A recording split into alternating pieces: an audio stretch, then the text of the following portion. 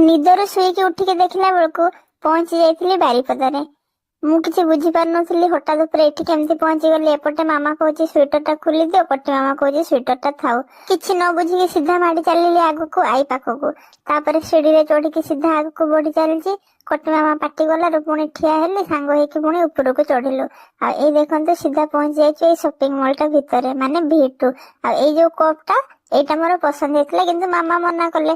ତାପରେ ତ ଖାଲି ଚକ୍ରୀ ଭଳିଆ ଘିରି ଘିରି ହେଇକି ଏପଟେ ସେପଟେ ଧାଇଁ ବୁଲିଲି। ଆଉ ଆଜି ଆକ୍ଚୁଆଲି ଆମେ ଆସିଛୁ ମୋର ଆଉ ଭାଇର ଡ୍ରେସ୍ କିଣିବା ପାଇଁ, ଅଷ୍ଟମୀ ଡ୍ରେସ୍ ଆଉ ଚୁଟି ପକା ଡ୍ରେସ୍। ଆଉ ଏପଟେ ଦେଖନ୍ତୁ ମୁଁ କେମିତି ଲୁଚା ଲୁଚି ଖେଳୁଛି। ଫାଇନାଲି ମାମା ଡ୍ରେସ୍ ପସନ୍ଦ କଲେ, ଆଉ ତାପରେ ମତେ ସି ଲାଗି ଯାଇଥିଲା। ମୁଁ ଆସିଲି ୱାସରୁମ୍ କୁ ସି କରିବା ପାଇଁ।